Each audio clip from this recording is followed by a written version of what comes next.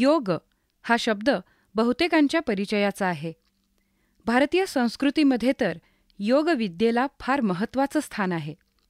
योगशास्त्र हे एक अतिप्राचीन असं भारतीय शास्त्र आहे.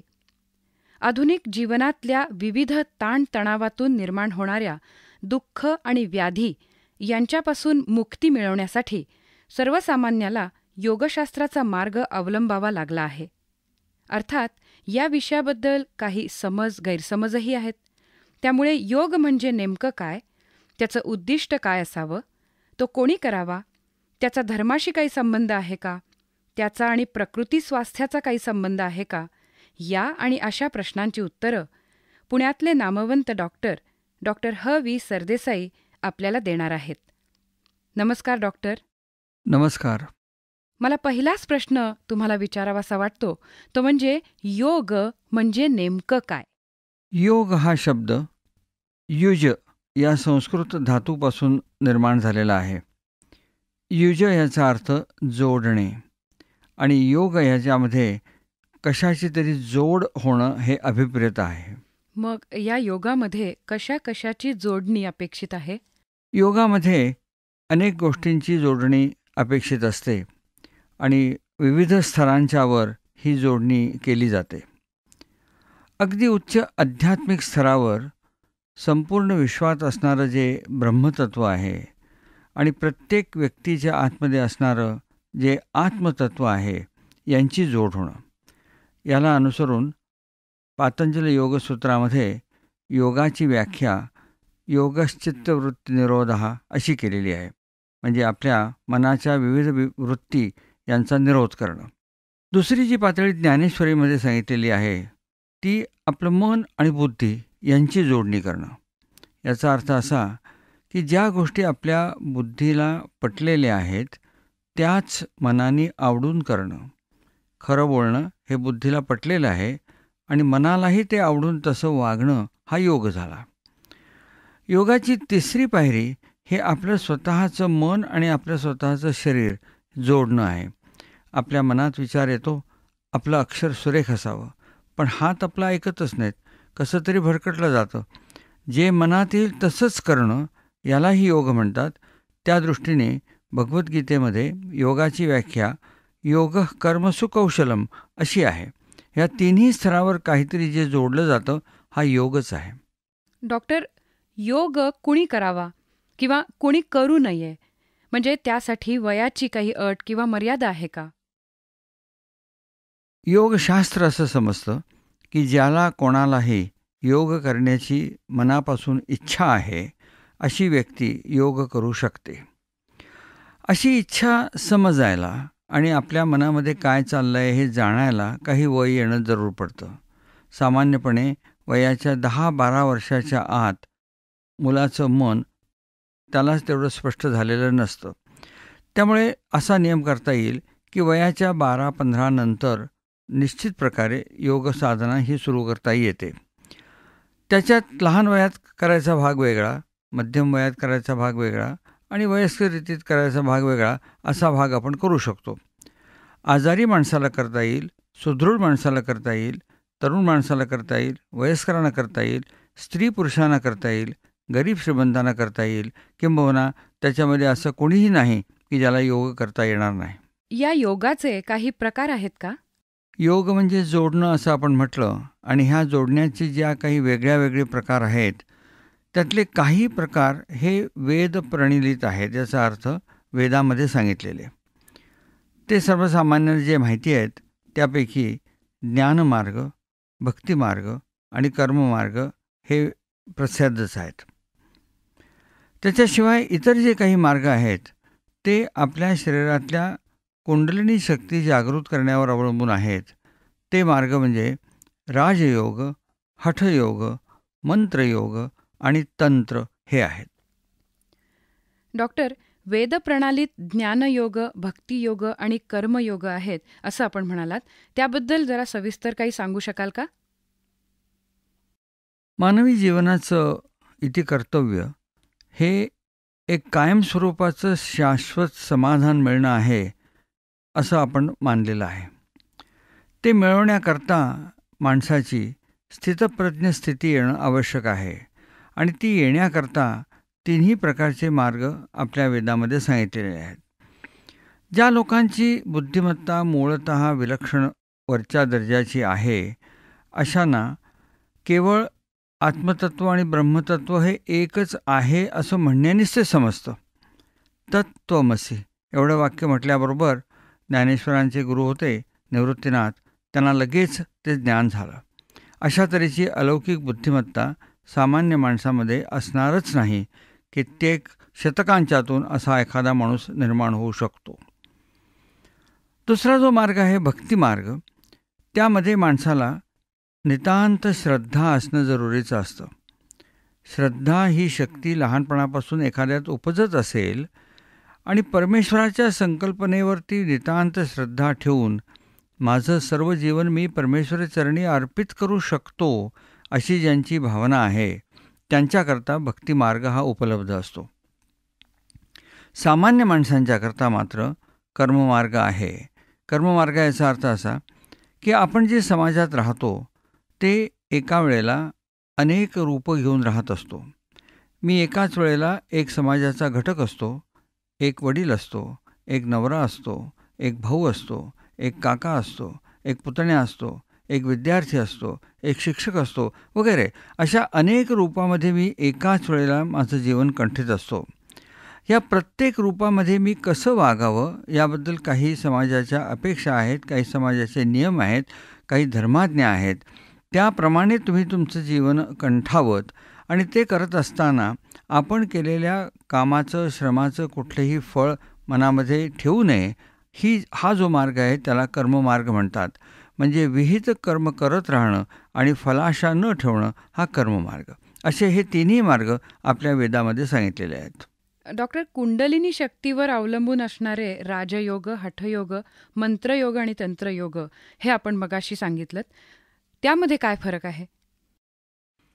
अशी एक संकल्पना धरलेली आहे की माणसाच्या शरीरात जो मेरुदंड म्हणतात, स्पायनल कॉर्ड म्हणतात, त्याच्या टोकाशी एक शक्ती सापासारखी 3.5 वेटोळे घालून बसलेली आहे. ही आपल्या ॲनाटॉमिकल शरीर जे आहे त्याच्यामध्ये दिसण्यासारखी नाही, परंतु अशी संकल्पना आहे की आपल्याला जसं हे पार्थिव शरीर आहे तसं आपल्याला एक मानसिक शरीर आहे, तसं आपल्याला एक बौद्धिक शरीर आहे आणि ज्याला एक ॲस्ट्रल बॉडी असं म्हटलं जातं. अशा तऱ्हेचं जे शरीर आहे त्या शरीरामध्ये ही शक्ती आहे.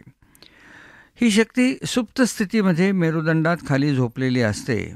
ही जेव्हा आपण काहीही मार्गाने हे चारही मार्ग ही शक्ती चेतवतात आणि ती शक्ती ऊर्ध्वगामिनी याचा अर्थ वरच्या बाजूला जेव्हा जायला लागते तेव्हा मेंदूत असणाऱ्या एका सहस्रार याचा अर्थ 1000 पाकळ्या असणाऱ्या एखाद्या कमळामध्ये जाऊन पोहोचते. हे 1000 पाकळ्यांचं कमळ जेव्हा उमलतं तेव्हा माणसाची बुद्धिमत्ता अत्यंत प्रखर होते. त्याला एक प्रकारची विकसित झालेली प्रज्ञा, ऋतंभरा प्रज्ञा असं म्हटलेलं आहे. अशी प्रज्ञा तुमची झाली की तुम्हाला कुठलीही गोष्ट क्षणार्धात समजू शकते आणि जी गोष्ट तुम्हाला ज्ञानमार्गामध्ये उपजत बुद्धिमत्तेने समजली ती आता तुमची प्रज्ञा विकसित झाल्यामुळे तुम्हाला समजू शकेल. आणि ही प्रज्ञा विकसित होण्याचे हे 4 मार्ग आहेत. कुंडलिनी शक्ती जागृत तुम्ही कुठल्या मार्गाने करता यावर तो मार्ग ठरतो. अष्टांग योगाने जेव्हा करता तेव्हा त्याला राजयोग असं म्हटलं जातं. हीच घटना तंत्र ह्या मार्गाने करता येते.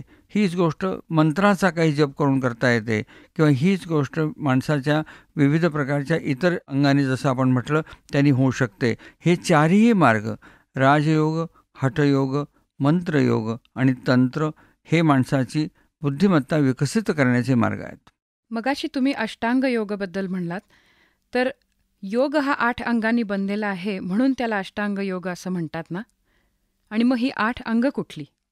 8ही अंग पूर्वापारपासून माणसाला माहिती होती, परंतु पातंजली ऋषींनी ती सूत्रबद्ध केली, एकत्र आणली, म्हणून त्याला पातंजल योग असं सुद्धा म्हणण्याचा प्रघात आहे. हा अष्टांग योग अथवा राजयोग अथवा पातंजल योग 8 विविध अंगांचा बनलेला असतो. ही 8 अंग म्हणजे यम, नियम, आसन, प्राणायाम, प्रत्याहार, धारणा, ध्यान, आणि शेवटी समाधी. हीच 8ही अंग सारखीच महत्त्वाची आहेत. जसं आपण म्हणूया आपल्याला हात आहेत, पाय आहेत, ही आपली अंग आहेत. ही सर्व 4ही अंग आपल्याला महत्त्वाची आहेत. त्यातलं एकही कमी असून आपल्याला चालणार नाही. त्याचप्रमाणे ही 8ही अंग जाणून त्या बाजूने प्रयत्न करणं म्हणजे अष्टांग योग आहे. ह्या अष्टांग योगातल्या पहिल्या 2 पायऱ्या म्हणजे यम आणि नियम यावर तुम्ही काही सांगू शकाल का? माणसाला कुठलीही प्रगती करायची असेल तर स्वास्थ्य मिळालं पाहिजे.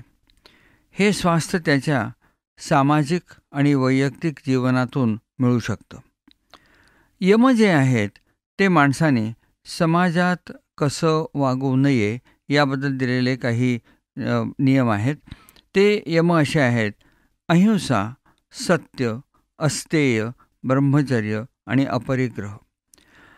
अहिंसा याचा अर्थ कायेन वाचेन मनसा, आपल्या शरीराने, आपल्या बोलण्याने किंवा आपल्या मनाने सुद्धा कोणालाही आपण दुखवू नये. त्याचा अर्थ स्पष्ट आहे. आपण जर आपल्या सुखासाठी इतरांना दुखवू लागलो तर इतरही आपल्याला त्यांच्या सुखासाठी दुखवतील आणि मग आपल्याला स्वास्थ्य लाभणार नाही. खरं बोलावं, खोटं बोलू नये. कारण जर कुठलाही समाज व्यवस्थित चालायचा असेल तर एकमेकावर असणारा विश्वास महत्त्वाचा आहे. आणि जर एखादी व्यक्ती खोटं बोलायला लागली तर त्याच्यावर लोक विश्वास ठेवणार नाहीत. तुम्ही सत्यवचनी आहात असं जेव्हा समाजामध्ये समजतं तेव्हा लोक तुमच्यावर विश्वास ठेवतात आणि मग तुमचं जीवन सुकर होतं. अहिंसा, सत्य, अस्तेय. अस्तेय म्हणजे चोरी करू नये. माणूस चोरी करतो म्हणजे दुसऱ्याचं पळवून आणतो एवढीच एक चोरी असं नव्हे. आपण एखाद्या ठिकाणी काम करतो आणि असं कबूल करतो की मी 8 तास काम करेन आणि त्याच्यासाठी मला पगार मिळायचा. पण आपण 6च तास काम केलं आणि राहिलेले 2 तास चहा पिण्यात, गप्पा मारण्यात, वर्तमानपत्र वाचण्यात असे घालवले, उशिरा येण्यात, लवकर जाण्यात घालवले तर ही चोरीच झाली. आपण कबूल केलं आहे 8 तासाच्या कामाचं, पण 6च तास काम दिलं. अशा तऱ्हेची सुद्धा चोरी करणं हे माणसाच्या प्रकृतीला सामाजिक स्वास्थ्याच्या दृष्टीने योग्य नव्हे. तेव्हा अस्तेय याचा अर्थ आपण जे काही कबूल केलेलं असेल ते योग्य प्रमाणामध्ये त्याची देवाणघेवाण आयुष्यात करत राहणं. ब्रह्मचर्य याचा अर्थ समाजमान्य उपभोग घेणं.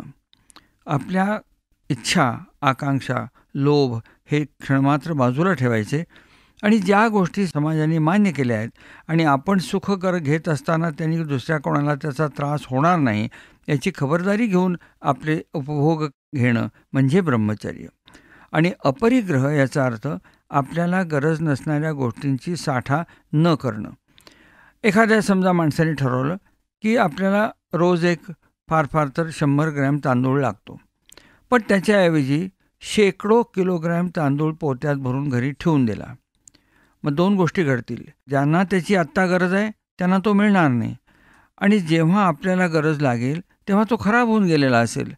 तेव्हा आपल्याला गरज आहे तेवढाच साठा, 1 दिवसाचा साठा आवश्यकच आहे, एखाद्या आठवड्याचा साठा गरजेचाही असतो, महिन्याभराचा साठा सुज्ञपणाचा असेल, परंतु 25 वर्षाचा साठा ही गोष्ट संपूर्णपणे सर्व दृष्टीने अपायकारकच ठरेल. ह्या 5ही गोष्टी समाजात माणसाने कसं वागावं याकरता सांगितलेल्या आहेत. यमाच्या नंतर नियम जे येतात ते प्रत्येक व्यक्तीने कसं वागावं याचं मार्गदर्शन आहे. यामध्ये पहिला आहे तो शुचिता आहे. शुचिता याचा अर्थ माणसाचं शरीर, मन, समाज, परिसर स्वच्छ ठेवावा. हठयोगामध्ये तर षटक्रियांपासून सुरुवात होते. या षटक्रिया म्हणजे 6 प्रकारे आपलं शरीर स्वच्छ कसं ठेवायचं याचं ते मार्गदर्शन आहे. कान कसे स्वच्छ ठेवायचे, नाक कसे स्वच्छ ठेवायचे, तोंड कसं स्वच्छ ठेवायचं, घसा कसा स्वच्छ ठेवायचा, त्वचा कशी स्वच्छ ठेवायची, पोट कसं स्वच्छ ठेवायचं या बाबतीमध्ये अगदी विस्ताराने मार्गदर्शन आहे. या स्वच्छतेच्या खालोखाल दुसरी संतोष म्हणजे आपल्या मनामध्ये जे काही आत्ता आहे त्याबद्दल एक प्रकारची समाधानाची वृत्ती ठेवणं. या बाबतीत एक गोष्ट स्पष्ट केली पाहिजे. ज्ञान हे माणसाला कधीही मिळण्याबद्दल संतोषी माणसाने राहता कामा नये असं आपलं धर्मशास्त्र आपल्याला सांगतं. एक आयुष्य पुरत नाही माणसाला ज्ञान मिळवायला, तेव्हा मिळालेलं ज्ञान हे नेहमी कमी असतं, ते सतत मिळवत राहायचं. परंतु इतर गोष्टी, पैसा, अधिकार, मान-सन्मान या सगळ्या गोष्टी जशा आपल्याला मिळतील त्या मिळाल्या त्याच्यात समाधान मानायला शिकावं लागतं. हा संतोष असतो. तप ही तिसरी गोष्ट. तप याचा अर्थ जीवनामध्ये जी द्वंद्व आहेत ती सारख्याच बुद्धीने स्वीकारणं. आपल्याला भूक लागली तरी समाधानी राहायचं, तृप्ती झाली तरी समाधानी राहायचं, हवा थंड असेल तरी आनंदी राहायचं, उष्ण असेल तरी आनंदी राहायचं, कुठे एखादा खरबरीत भाग असला तरी तो सुखाने मानायचा, गुळगुळीत असला तरी सुखाने मानायचा. विविध जी द्वंद्व आयुष्यामध्ये असतात ती सुखाने स्वीकारणं म्हणजे तप आहे. शुचिता, संतोष, तपस्वाध्याय. स्वाध्यायाचे 2 अर्थ आहेत. एक आपल्या स्वतःच्या शरीराचा, स्वतःच्या मनाचा, स्वतःच्या बुद्धीचा, स्वतःला मिळणाऱ्या आनंदाचा अभ्यास करणं आणि आपल्या स्वतःबद्दल चांगली माहिती निर्माण होणं हा एक स्वाध्याय आहे. आणि दुसरा स्वाध्यायाचा अर्थ तुम्ही जो विषय घेतला असाल, तुम्ही शेतकरी असाल तर शेतीचा, तुम्ही व्यावसायिक असाल तर व्यवसायाचा, तुम्ही शिक्षक असाल तुमच्या विषयाचा, विद्यार्थी असाल तर जे काही अभ्यास करत असाल त्याचा मनापासून अभ्यास करत राहायचा, आयुष्यभर करत राहायचा. कारण स्वाध्याय ही गोष्ट कोणाची कधीही न संपणारी आहे. शेवटचा नियम हा ईश्वर प्रणिधान आहे. ईश्वर प्रणिधान याचा अर्थ योगामध्ये ईश्वराची व्याख्या अशी आहे की जी संकल्पना ज्याला कुठल्याही प्रकारे कालाचा परिणाम होत नाही तो ईश्वर असतो. तो सर्वांच्या आधी आलेला असतो आणि सर्वांच्या शेवटी टिकतो. म्हणजे अशी कल्पना करू की एखादी व्यक्ती असेल तर व्यक्तीला वार्धक्य येईल, व्यक्ती मृत्यू पावेल. एखादा डोंगर असेल, मूर्ती असेल, त्यालासुद्धा कालाने परिणाम होऊ शकेल. पण अशी तुम्ही तुमच्या मनामध्ये जेव्हा संकल्पना निर्माण करता की ज्याला आदिही नाही आणि अंतही नाही आणि ती संकल्पना तुमच्या मनात ठेवता तेव्हा त्याचा इतका मोठेपणा आहे की त्या मानाने तुम्ही खरोखरी अतिशय लहान असता आणि तुमच्या मनामध्ये कुठल्याही प्रकारे गर्वाची बाधा येण्याचं कारणच नाही. तुम्ही लीनतया जगाकडे बघू शकता आणि स्वतःचं अस्तित्व त्या दृष्टिकोनातून पाहता. हे सगळे नियम झाले. पहिले 5 यम होते: अहिंसा, सत्य, अस्तेय, अपरिग्रह, ब्रह्मचर्य. दुसरे 5 नियम आहेत: शुचिता, संतोष, तप, स्वाध्याय, ईश्वर प्रणिधान. ईश्वर प्रणिधान हा विषय समजून घेण्याजोगा आहे. आधी मी आपल्याला सांगितलं की योगाचे जे प्रकार आहेत त्यामध्ये भक्तिमार्ग हा एक वेदप्रणालीत असा मार्ग आहे. भक्तिमार्गामध्ये वेगळ्या वेगळ्या गोष्टींनी परमेश्वराची भक्ती करता येते आणि ती जी भक्ती आहे ती भक्ती 9 प्रकारांनी सांगितलेली आहे. परमेश्वराचं स्मरण करणं, परमेश्वराचं चिंतन करणं, परमेश्वराच्याबद्दल ऐकणं, परमेश्वराची सेवा करणं, परमेश्वराची पूजा करणं, वेगळ्या वेगळ्या ठिकाणी जाऊन परमेश्वराला वंदन करणं, परमेश्वराचा दास मानणं, परमेश्वराला मित्र मानणं आणि अखेरीला परमेश्वराला आपल्या मनामध्ये आहे नाही ते सगळं मोकळेपणाने बोलून टाकणं. या 9 प्रकारे परमेश्वराची भक्ती होऊ शकते. तो भक्तिमार्ग झाला. ईश्वर प्रणिधान याचा अर्थ असा की परमेश्वराची भक्ती हा वेगळा भाग झाला, पण माझ्यातच परमेश्वर आहे याची पूर्ण जाणीव ठेवणं. माझ्यात जसा परमेश्वर आहे तसा इतरांच्यातही परमेश्वर आहे.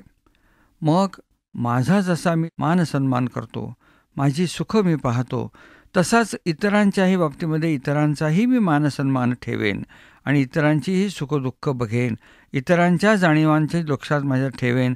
म्हणजे ईश्वर प्रणिधान माझ्या मनामध्ये मी ठेवतो. मग ज्याचं मन जसं विकसित होईल तसा तो म्हणेन माझ्यात जसा परमेश्वर आहे तसा इतर माणसांच्यातही आहे, इतर माणसांच्यातही तसा गोराझोरातही आहे, इतर सर्व प्राणीमात्रात आहे तसा वृक्षवल्लरीतही आहे. आणि त्याच्याही पलीकडे जाऊन मी म्हणेन की जसा माझ्यात परमेश्वर आहे तोच परमेश्वर वस्तूत आहे, दगडात आहे, धोंड्यात आहे, पाण्यात आहे, पर्वतात आहे, झाडात आहे. ह्याची जाणीव जेव्हा मला व्हायला लागते त्यावेळेला माणसाला ईश्वर प्रणिधान झालं असं आपण म्हणायचं. आणि ईश्वराची ही संकल्पना मनात आपल्या प्रत्येकाच्या आहे. या दृष्टिकोनातूनच सर्वस्य चाहम हृदिसन्निविष्टो मत्तस्मृतिर्ज्ञानमपोहनमच असं प्रत्यक्ष भगवंतांनी गीतेत म्हटलं आहे. प्रत्येकामध्ये हा भगवंत आहे आणि त्याची जाणीव आपल्या स्वतःकरता ठेवू. त्यामुळे मी कोणी हीन आहे, दीन आहे असं मानायचं कारण नाही. आणि त्याच्या उलट इतरही कोणी हीन, दीन नाहीत आणि माझ्या बरोबरीचेच आहेत, ही भावना माणसांनी सतत ठेवावी असं योगशास्त्र सांगतं. अष्टांग योगच्या 8 अंगांपैकी यम आणि नियम या 2 अंगांची माहिती आत्तापर्यंत आपण करून घेतली. राहिलेल्या 6 अंगांची माहिती आता डॉक्टरांकडनं आपण करून घेऊया. डॉक्टर, ही राहिलेली 6 अंग कुठली?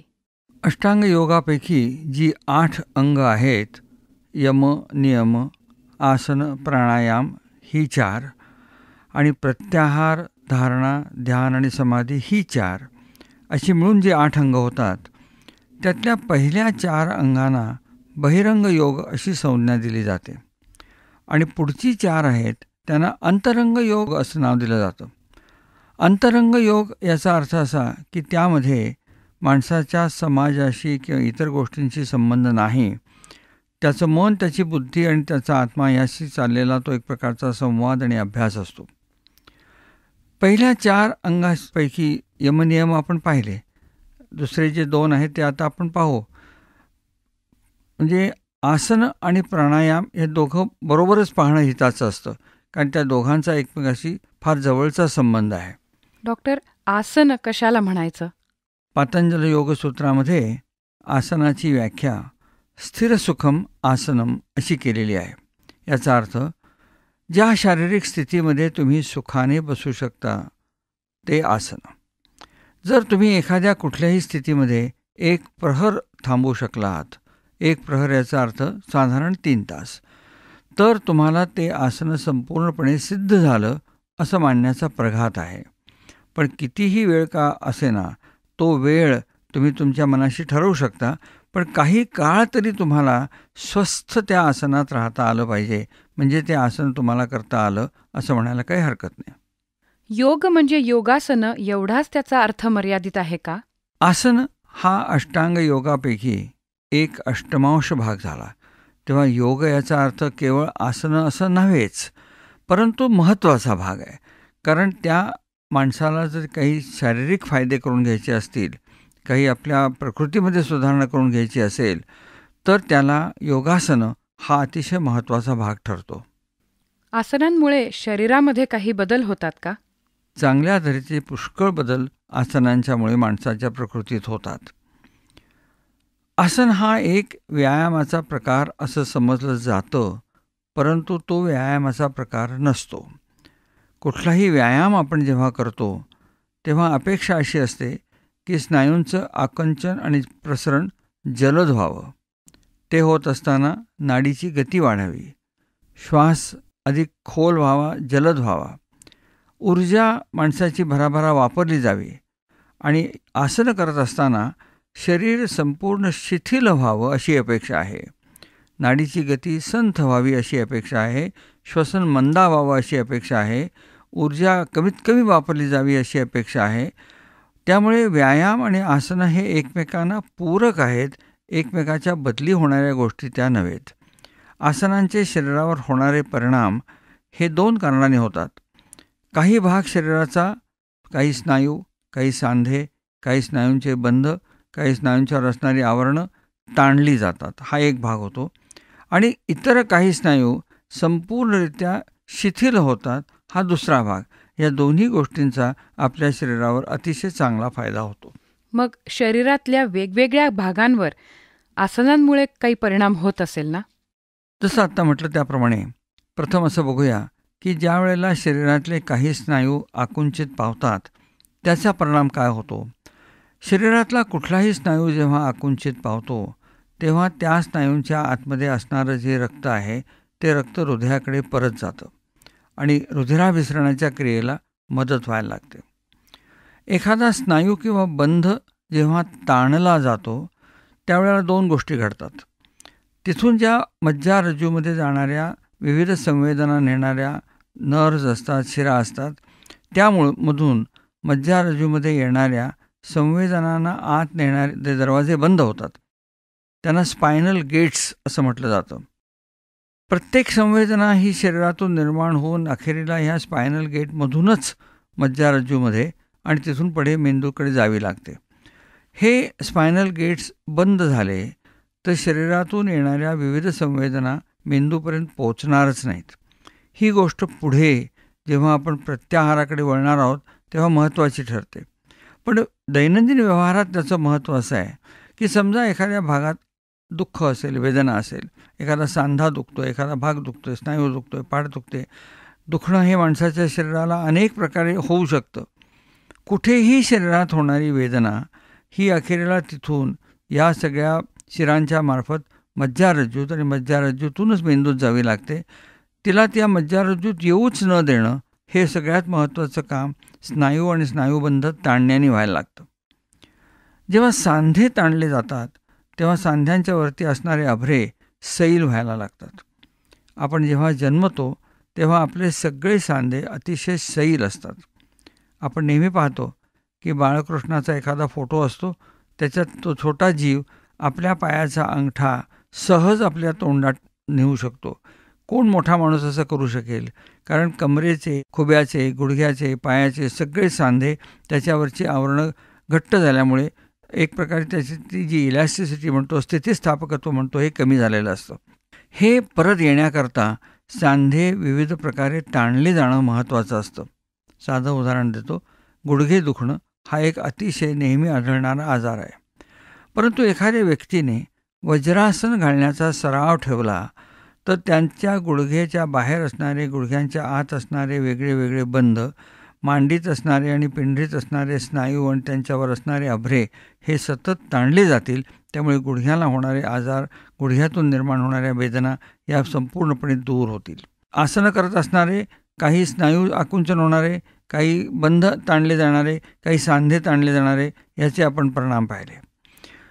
इतर सगळे शरीराचे स्नायू अत्यंत शिथिल होतात आणि शिथिल जेव्हा स्नायू होतो तेव्हा त्या स्नायूची ऊर्जा वापरण्याची क्षमता हळूहळू कमी होते.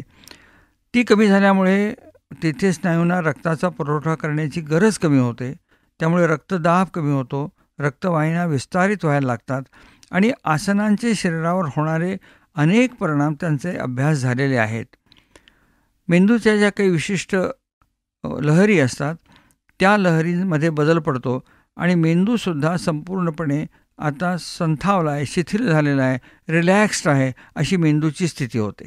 श्वसन संथ होतं, रक्तदाब कमी होतो, नाडीची गती कमी होते, चयापचयामध्ये सुधारणा होते, स्नायू शिथिल झाल्यामुळे मेंदूची उत्तेजकता कमी होते.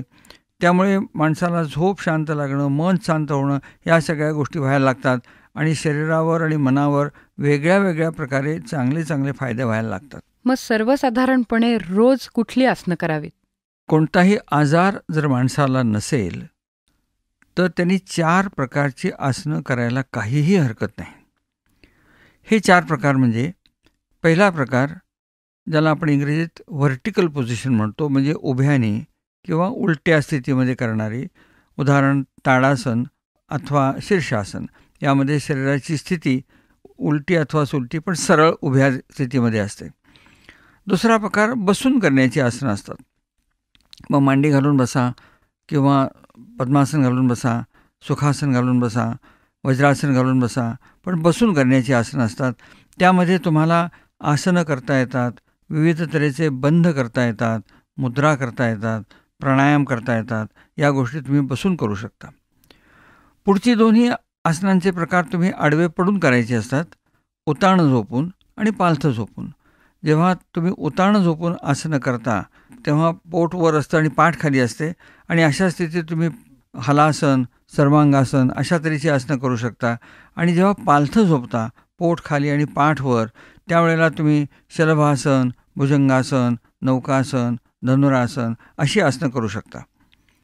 सूर्यनमस्कार हा एक अनेक आसनांचा समुच्चय आहे. तेव्हा चांगल्या प्रकारे सूर्यनमस्कार घालत असताना शरीराच्या वेगळ्या वेगळ्या भागाला, मानेला, पाठीच्या कण्याला, कमरेला, खुब्याच्या सांध्यांना, गुडघ्यांना विविध प्रकारचे ताण बसतात आणि व्यायामही त्या प्रकारे घडू शकतो. तेव्हा तो एक योगासनं करण्याचा उत्कृष्ट प्रकार आहे. तेव्हा ह्या 4ही प्रकारामध्ये आसनं प्रत्येक प्रकारात एखाद दुसरं असं जर करायचं म्हटलं, आणि स्वतःला सामान्य माणसासाठी असा आपण नियम घालू शकतो की प्रत्येक आसनं ते त्या व्यक्तीने 3 मिनिटं सिद्ध करून ठेवण्याचा प्रयत्न करावा. त्या 3 मिनिटामध्ये तो ते आसनं सिद्ध करतो. काही उभ्यानी, काही बसून, काही पालथं झोपून, काही उताणं झोपून आणि काही सूर्यनमस्कार, सगळे मिळून त्याला 25 ते 30 मिनिटं ह्यामध्ये जातील आणि त्याची प्रकृती उत्कृष्ट राहील. डॉक्टर, शरीराबरोबर मनावरही नियंत्रण ठेवणं या योगासनांमुळे शक्य होतं का? मनाचा आणि श्वसनाचा फार जवळचा संबंध आहे, हे कोणाही माणसाला स्वतःच्या अनुभवावरून किंवा इतरांच्या साध्या निरीक्षणावरूनही कळू शकतं. जरा जरी माणूस रागावला, मन प्रक्षुब्ध झालं, तरी श्वसन जलद होऊ लागतं. आणि जेव्हा माणूस शांत असतो तेव्हा माणसाचं श्वसन संथ होतं आणि त्याची गती अतिशय कमी होते. आपण जर आपल्या श्वसनावर ताबा ठेवू शकलो आणि श्वसन मूलतः संथ करू शकलो, संथ याचा अर्थ माणसाचं नेहमीचं जे श्वसन आहे ते दर मिनिटाला 12 ते 14 वेळा होत असतं. समजा 12च्या ऐवजी 10, 8, 6 असं हळूहळू आपण करायला लागलो, मिनिटाकाठी 4च वेळा श्वास घेऊन सोडणं एवढी क्रिया जर झाली, तर त्या जलद श्वसनाबरोबर ती मेंदूमध्ये निर्माण होणाऱ्या भावनांचे तरंग आपोआपच संथ होऊ लागतात, मन शांत होऊ लागतं. शिवाय मनाची एक प्रवृत्ती अशी असते की सारखं मनाचा विषय बदलत राहायचा. आत्ता एका सेकंदाला पृथ्वीचा विचार तर दुसऱ्या सेकंदाला चंद्राचा विचार, आत्ता एका सेकंदाला घराचा विचार तर दुसऱ्या सेकंदाला कामाचा विचार, आत्ता अभ्यासाचा विचार तर दुसऱ्या सेकंदाला करमणुकीचा विचार, असं आपलं मन सारखं इकडून तिकडे जात असतं. त्या मनाला कुठल्याही एका मुद्द्यावर केंद्रित करणं हा मनाचा फार मोठा अभ्यास आहे आणि प्राणायामामध्ये तिथे सुरुवात होते. पुढे जेव्हा आपल्याला धारणा, ध्यान, समाधीकडे जावं लागतं तेव्हा त्याचा अतिशय उपयोग होतो की आपलं सगळं मन आपण आपल्या जर श्वसनावर केंद्रित करू शकलो तर आपलं मन केंद्रित करण्याची शक्ती आपल्यामध्ये निर्माण व्हायला लागते आणि श्वसनाची गती, श्वसनाची खोली यावर आपण आपलं मन केंद्रित करणं म्हणजेच प्राणायाम करणं. श्वसनावर नियंत्रण म्हणजे प्राणायाम असं म्हणालात, तर या प्राणायामाबद्दल जरा जास्त सांगू शकाल का? संथ आणि दीर्घ श्वसन हा प्राणायामाचा गाभा आहे, परंतु प्राणायाम इतर प्रकारेही करता येतो.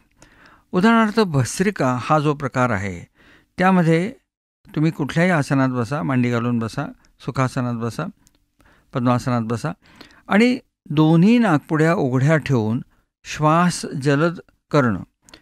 श्वास बाहेर सोडण्याची जी क्रिया असते त्याला रेचक असं म्हणतात. श्वास आत घेण्याची क्रिया असते त्याला पूरक असं म्हणतात. श्वास आत घेतल्यानंतर रेचक होईपर्यंत मधला जो वेळ आहे तो अंतरकुंभकाचा भाग असतो. श्वास तेव्हा आपल्या फुफ्फुसाच्या आतमध्ये असतो आणि श्वास सोडल्यानंतर परत दुसरा श्वास घेण्याचा मधला जो वेळ आहे त्याला बहिर्कुंभक म्हणतात. म्हणजे श्वसनाचं एक संपूर्ण परिक्रमा अशी होईल: श्वास आत घेणं, रोखणं, श्वास बाहेर सोडणं, क्षणमात्र थांबणं, परत श्वास आत घेणं, म्हणजेच पूरक, अंतरकुंभ, रेचक, बहिर्कुंभक आणि परत ती अशी श्वासरेखा सुरू होते. ह्या प्रत्येक घटनेवरती लक्ष ठेवणं. आपण आता श्वास आत घेतो आहोत, आता आपण आत श्वास ठेवलेला आहे, आता आपण बाहेर सोडलेला आहे, आपला बाहेर थांबलेला आहे, असं लक्ष केंद्रित करणं हा प्राणायामाचा गाभा झाला. जेव्हा दोन्ही नाकपुड्या उघड्या ठेवून श्वास जलद बाहेर टाकला जातो, रेचक भरभर व्हायला लागतं, त्यावेळेला होणारा प्राणायाम त्याला भस्त्रिका असं नाव आहे. त्याचा फायदा असा असतो की दोन्ही नाकपुड्या उघड्या असतात, श्वास जोरात बाहेर जातो, जोरात आत येतो, त्यामुळे नाकपुड्यांच्या अस्तरावरती असणारं जे एक अस्तर असतं त्याला एक प्रकारचा चांगला मसाज होतो. श्वास बाहेर सोडताना जलद सोडल्यामुळे दोन्ही नाकपुड्यांच्यामध्ये असणारा पडदा जो पुष्कळांचा थोडाफार वाकडा असतो, ज्याला डिव्हिएटेड सेप्टम म्हणतात, हा हळूहळू सरळ व्हायला लागतो. त्यामुळे वारंवार सर्दी होणं, सायनसायटिस, घशाचे आजार, आवाजामध्ये पडणारा फरक या सगळ्यावरती त्याचा अतिशय चांगला फायदा होतो. प्राणायाम सामान्यपणे विविध प्रकारे जो होतो त्यामध्ये एका नाकपुडीने श्वास आत घेतला जातो, तो आत ठेवला जातो, तो बाहेर सोडला जातो, तो बाहेर ठेवला जातो आणि परत आत घेतला जातो. एका वेळेला एक नाकपुडी उघडी असते, एक नाकपुडी बंद असते आणि श्वसन अतिशय संथ होत असतं. आपलं सगळं लक्ष आपल्या श्वासाची कुठली स्थिती आहे आणि किती हळू चालली आहे यावर अवलंबून असतं. जेव्हा आपण प्राणायाम करतो तेव्हा आपलं सगळं मनाचं लक्ष श्वसनावर आहे हे ध्यानात ठेवलं पाहिजे. त्यावेळेला मनामध्ये दुसरा कुठलाही विचार येऊ देता कामा नये, कारण तसा जर विचार आला, मन विचलित झालं तर श्वसन संथ होणारच नाही, ते परत जलद व्हायला लागेल. तेव्हा आपलं जरा जरी श्वसन जलद व्हायला लागलं की ओळखायचं की आपलं मन आपल्या श्वासावरून दुसरीकडे कशावर गेलं आहे, परत थांबायचं, परत सुरुवात करायची. परत आपल्या स्वतःच्या उजव्या हाताच्या अंगठ्याने आपली उजवी नाकपुडी जर दाबली आणि डावी नाकपुडी उघडी ठेवली आणि डाव्या नाकपुडीतून श्वास संथ आत घेतला, जेवढा आपल्याला घेता येईल तेवढा घेतल्यानंतर उजवी नाकपुडी उजव्या हाताच्या अंगठ्याने बंद करायची आणि डावी नाकपुडी उजव्या हाताच्या करंगळी आणि त्याच्या शेजारचं बोट अनामिका ह्यांनी बंद करायची. अशा दोन्ही नाकपुड्या बंद करायच्या. आतमध्ये तो श्वास जितका वेळ रोखता येईल तितका वेळ रोखायचा. परत उजवी नाकपुडी उघडून उजव्या नाकपुडीने श्वास बाहेर सोडायचा. हा एक सामान्यपणे ज्याला अनुलोम प्रतिलोम प्राणायाम म्हटलं जातं किंवा सूर्यभेदिनी चंद्रभेदिनी अशा तऱ्हेचं नाव त्याला दिलं जातं, त्या प्रकारचा प्राणायाम झाला. हठयोगामध्ये या प्रकारात विशिष्ट काही बंधनं आहे असं सांगितलं जातं. श्वास आत घेणं म्हणजे जो पूरक आहे तो जर एक प्रमाणामध्ये घेतला, समजा मनात आपण 5 आकडेमोजेपर्यंत श्वास आत घेतला तर 4 प्रमाणापर्यंत तो आत ठेवावा, म्हणजे 20 आकडेमोजेपर्यंत तो आत राहावा. 10 आकडेमोजेपर्यंत तो बाहेर सोडावा आणि परत 5 आकडेमोजेपर्यंत तो बाहेरच राहावा. असा 1 4 2 1 या प्रमाणामध्ये श्वसन करावं, म्हणजे आपली त्या प्राणायामामध्ये प्रगती व्हायला लागते. हे सगळी प्रमाणं ठेवण्याचं मूळ कारण आपलं लक्ष दुसरीकडे कुठेही जाऊ नये हे आहे. कारण श्वसन ही क्रिया अर्धवट ऐच्छिक आणि अर्धवट अनैच्छिक ह्या क्रियांच्यामध्ये मोडली जाते. आपण आपल्या इच्छेने आपल्या नाडीची गती संथ किंवा जलद करू शकणार नाही, किंवा आपण आपल्या इच्छेने आपल्या आतड्याची हालचाल थांबवणं किंवा जोरात करू शकणार नाही. पण आपल्या इच्छेने आपण काही काळ तरी आपलं श्वसन जलद किंवा संथ करू शकतो. आणि म्हणून सुरुवात ही या श्वसनापासून होते आणि हळूहळू बाकी आपल्या अंतर्गत अवयवांच्यावर ताबा मिळवायला लागतो. हा ह्या प्राणायामाचा हेतू आहे. डॉक्टर, आता या अष्टांग योगमधल्या शेवटच्या भागांबद्दल आपण काही सांगू शकाल का? यमनियम आसन प्राणायाम हा बहिरंग योग झाला. हा कोणीही करावा, ज्याला इच्छा आहे त्यांनी करावा, गुरुच्या मार्गदर्शनाखाली करावा. परंतु तुमच्यापैकी जर कोणी अधिक योगामध्ये प्रवीण होऊ इच्छित असेल तर एखाद्या गुरुच्या दर्शनाखाली अंतर्यंग योगसुद्धा तुम्हाला करता येतो. तो योग म्हणजे प्रत्याहार, धारणा, ध्यान आणि समाधी. प्रत्याहार याचा अर्थ आपल्या शरीरातल्या सगळ्या संवेदना रोखून आवरून त्या आपल्या मेंदूत नेणं, म्हणजे आपल्या बाकीच्या कुठल्याही शरीराच्या भागाची आपल्याला जाणीव नसणं. असा प्रसंग आपल्या आयुष्यात नेहमी घडू शकतो. आपल्या तो इच्छेने घडत नसतो, एवढंच काय ते. समजा आपण एखाद्या उत्कृष्ट संगीताच्या मैफलीला गेलो तर जेव्हा आपलं सगळं लक्ष त्या संगीतावर केंद्रित होतं तेव्हा आता मी बसलोय ती जागा, आजूबाजूला होणारे आवाज, माझ्या शेजारी पाजारी कोण बसलाय ह्या कशाचंही भान आपल्याला राहत नाही आणि फक्त गाणं आपल्याला ऐकू येत असतं. हा प्रत्याहारच झाला, कारण आपण आपल्या शरीराच्या बाकीच्या सगळ्या संवेदना ओढून आत घेतल्या. धारणा याचा अर्थ एका विशिष्ट विचारावर मन केंद्रित करणं. आत्ता जे मी तुम्हाला उदाहरण दिलं त्याचाच हा पुढचा भाग झाला की ज्या वेळेला तुम्ही आता त्या गवयाचं सुद्धा लक्ष न देता केवळ संगीतावरच तुमचं लक्ष केंद्रित झालेलं आहे आणि गाण्यापेक्षा गाण्याकडे तुमचं लक्ष अधिक व्हायला लागलं, बाकी कशाचीही तुम्हाला जेव्हा लक्ष नसतं त्यावेळेला ती धारणा झाली, म्हणजे मन जास्तीत जास्त केंद्रित करणं. आपल्याला सगळ्यांना अर्जुनाची गोष्ट माहीत आहे की ज्या वेळेला द्रोणाचार्यांनी विचारलं की अर्जुना तुला काय दिसतं, बाकीच्या लोकांनी सांगितलं मला झाड दिसतं, मला आजूबाजूचा परिसर दिसतो, पक्षी दिसतो. अर्जुन म्हणाला मला फक्त पक्ष्याचा कंठ दिसतो. एकाच गोष्टीवर जर तुमचं लक्ष केंद्रित झालं तर ती धारणा झाली. आणि ही अशी धारणा तुम्हाला करता येणं ही तुमच्या मनाची शक्ती वाढवण्याचा तो भाग आहे. कारण अशी धारणा तुम्ही तुमच्या अभ्यासात वापरू शकता, तुमच्या कामात वापरू शकता, तुम्हाला जे करायचं आहे त्यात वापरू शकता. आणि अशा प्रकारे जेव्हा तुमची धारणा विशिष्ट प्रतीला जाते तेव्हा तुमची बुद्धिमत्ता निश्चितच वाढू लागते. त्याच्या पुढची पायरी म्हणजे ध्यान. ध्यान याचा अर्थ संपूर्ण कालाचा विसर पडून आहे ह्या सेकंदाला मन ठेवणं. आपले जे विचार असतात ते नेहमी पूर्वी काय घडलं, पुढे काय घडेल या ह्याच्यामध्ये पडत असतात. त्याला काहीतरी भावना असतात, त्याला काही कालकल्पना असते. हे सगळं सोडून मी आत्ता या ठिकाणी आहे याखेरीज दुसरं कशाचंही भान नसणं म्हणजे ध्यान. ते असं जेव्हा तुमचं मन असतं तेव्हा कुठल्याही विचारातून तुम्ही मुक्त झालेले असता, शिवाय तुम्ही तुमच्या भावनातूनही मुक्त झालेले असता आणि ही तुमच्या समाधीची फार महत्त्वाची पायरी असते. जेव्हा तुम्ही ध्यान करत असता तेव्हासुद्धा काही प्रमाणामध्ये ज्या गोष्टीचं तुम्ही ध्यान करता ती गोष्ट, ध्यानाची प्रक्रिया आणि तुम्ही स्वतः अशा 3 वेगळ्या गोष्टी असतात. यांना त्रिपुटी असं नाव दिलेलं आहे. ज्या वेळेला ही त्रिपुटी नष्ट होते, ध्यान करण्याची वस्तू, ध्यान करण्याची क्रिया आणि ध्यान करणारा एकत्र होतो, तेव्हा समाधी होते आणि अशा समाधीमध्ये एक विलक्षण निरव शांतता माणसाला प्राप्त होते.